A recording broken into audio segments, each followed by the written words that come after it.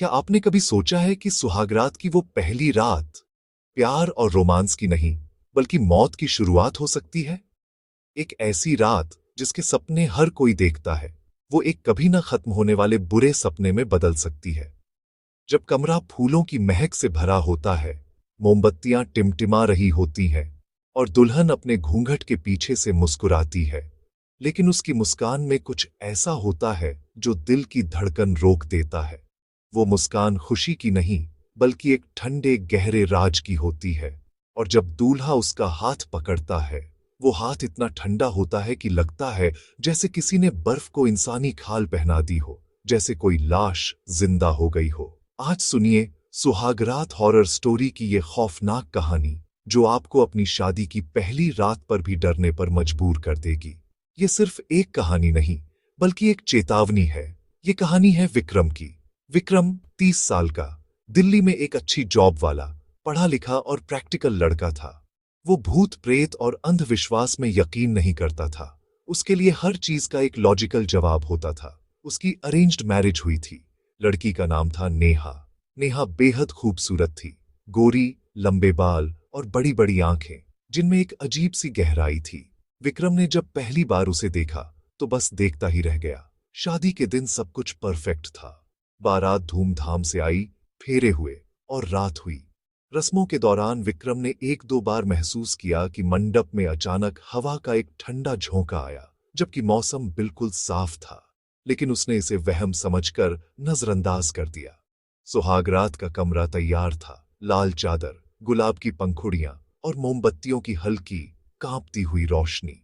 माहौल में रोमांस और एक अनजाना सा तनाव घुला हुआ था।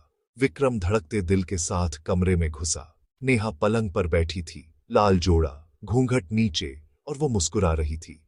विक्रम ने धीरे से उसका घूंघट उठाया। नेहा की आंखें वो पहले से भी ज्यादा गहरी और खाली लग रही थीं, जैसे वो विक्रम को नहीं, बल्कि उसके आर पार देख रही हो। आज से हम हमेशा साथ रहेंगे, कभी अलग नहीं होंगे। हाँ, हमेशा। लेकिन जैसे ही वो करीब आया, कमरे में ठंड अचानक बढ़ गई। एसी बंद था, खिड़कियां भी बंद थीं, फिर भी हवा बर्फ जैसी सर्द लग रही थी। विक्रम के मुंह से हल्की सी भाप निकली।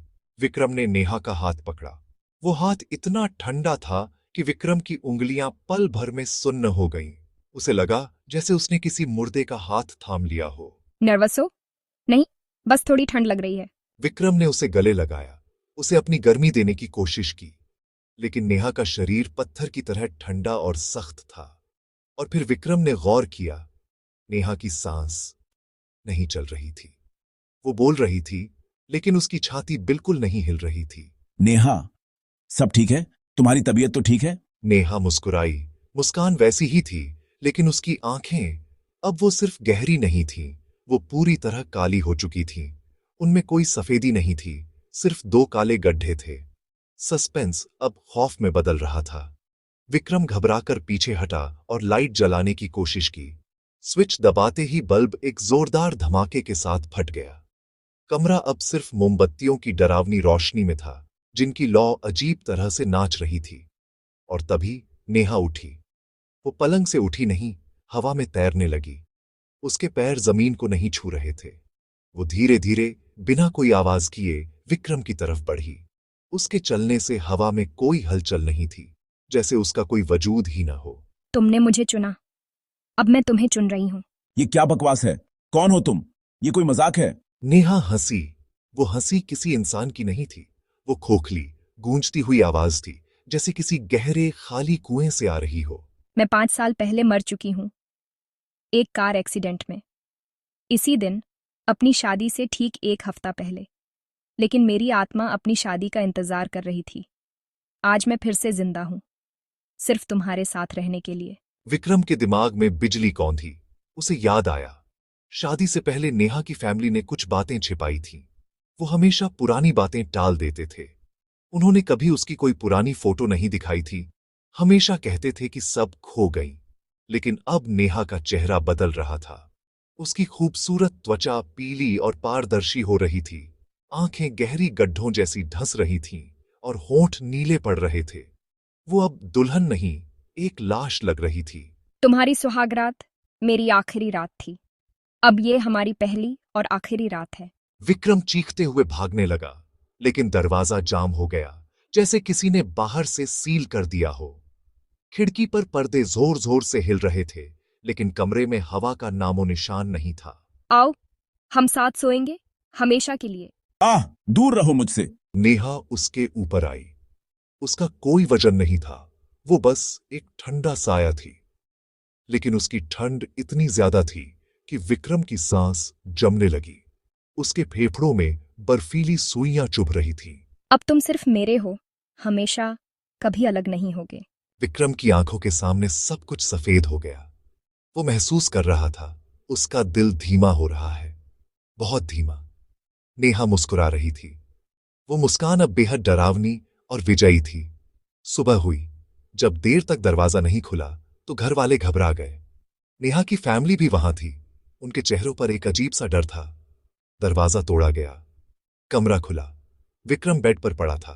आंखें खुली हुई थीं और छत को घूर रही थीं। चेहरा पीला पड़ चुका था और गले पर नीले निशान साफ दिख रहे थे, ठीक 5 उंगलियों के। नेहा गायब थी। उसका कोई नामो निशान नहीं था, लेकिन बेड पर गुलाब की पंखुड़ियों के बीच एक पुरानी मुड़ी हुई फोटो पड़ी थी। नेहा की 5 साल पहले की, एक कार एक्सीडेंट के बाद की। फोटो के नीचे हाथ से लिखा था, सुहागरात मुबारक। पुलिस आई। जांच हुई। पोस्टमार्टम रिपोर्ट में मौत का कारण हाइपोथर्मिया और दम घुटना बताया गया, जो बंद कमरे में नामुमकिन था। बाद में नेहा की फैमिली ने कबूल किया। नेहा 5 साल पहले मर चुकी थी। उन्होंने ये शादी एक तांत्रिक के कहने पर करवाई थी, ताकि उसकी अतृप्त आत्मा को शांति मिले। लेकिन आत्मा शांति नहीं चाहती थी, वो एक साथी चाहती थी। अब उस इलाके में लोग कहते हैं, अगर सुहागरात की रात कमरा अचानक ठंडा हो जाए, मोमबत्तियां बिना हवा के कांपने लगें और दुल्हन का हाथ बर्फ जैसा लगे, तो भागना, क्योंकि वो सुहागरात मौत की शुरुआत हो सकती है और वो दुल्हन शायद